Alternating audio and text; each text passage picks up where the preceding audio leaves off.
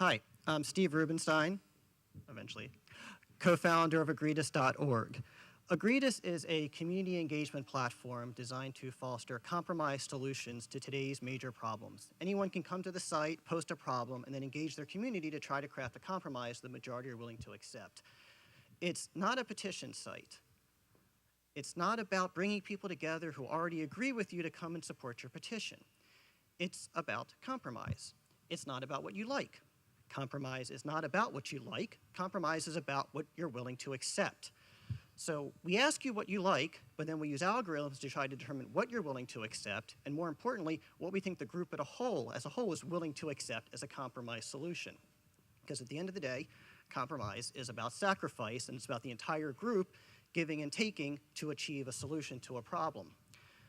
We actually started this site because, we decided it was time to solve the Israeli-Palestinian conflict. Strange reason to start a company. I don't know if anybody else here agrees that, it's time to solve this problem. It's only been, 5,000 years, give or take. So we decided we're the people to solve it. No one else has. So how do you solve a problem that even God and now John Kerry have decided can't be solved? Well, Agreedis is our solution.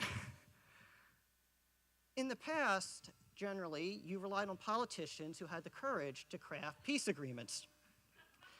And there's been some modest success with that. Obviously, the politicians sometimes had the courage to do the right thing, even if the majority of their people, even if they're going against the will of the people, to do the right thing. You had Begin and Sadat in '79. You had the Oslo Peace Accords in '93. And that's pretty much about it. Unfortunately, there hasn't been a whole lot of progress in the past 20 years. Today, progress is considered, let's get together to discuss what we're willing to discuss and when we're willing to discuss it. So there hasn't been a whole lot of progress.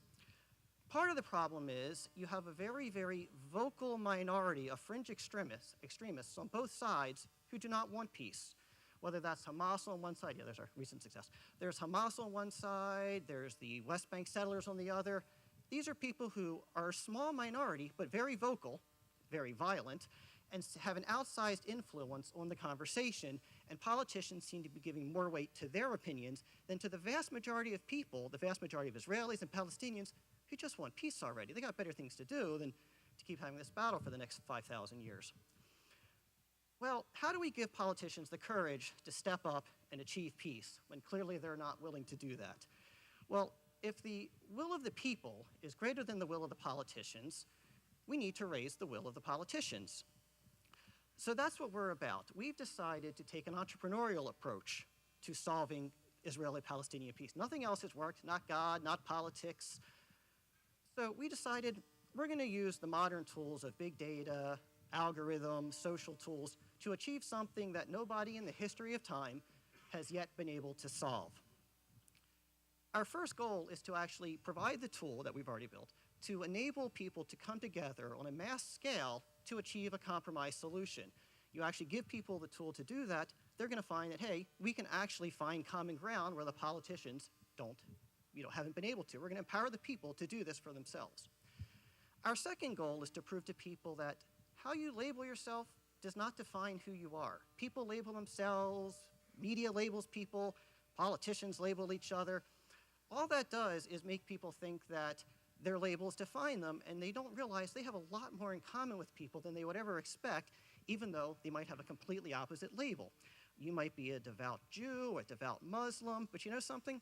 Unless you actually talk to your quote-unquote enemy or opponent, you'll never know that there's a whole lot more common ground than you would expect. And by proving there's popular support not only for peace, but for compromise to achieve it, we hope to achieve giving politicians the courage by taking care of their primary concern, which is whether they get to keep their job. And if they can convince that they can keep their job, maybe they'll actually do the right thing and achieve peace. Now, we realize this is a complex problem. You have the West Bank, East Jerusalem, right of return, Palestinian prisoners, Gaza Strip. It's not a simple problem. There's no simple solution. And unfortunately, we're also talking about 11+ million people that have to agree on a solution. But since 2 people haven't been able to agree, maybe 11 million will have better luck. So the big question is, will it work? Definitely. No, maybe. Truth is, we don't know whether it'll work. We don't know. Nobody's ever tried to take 11 million people to see if we can agree on a single compromise solution. But I can tell you that in the history of time, no one else has found a solution.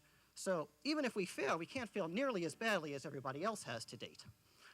But we believe that the vast majority want peace. They're willing to compromise to achieve it. We can prove that to the politicians.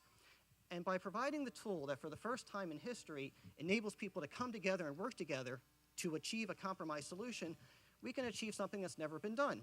We can enable the people to come together to build peace. Thank you.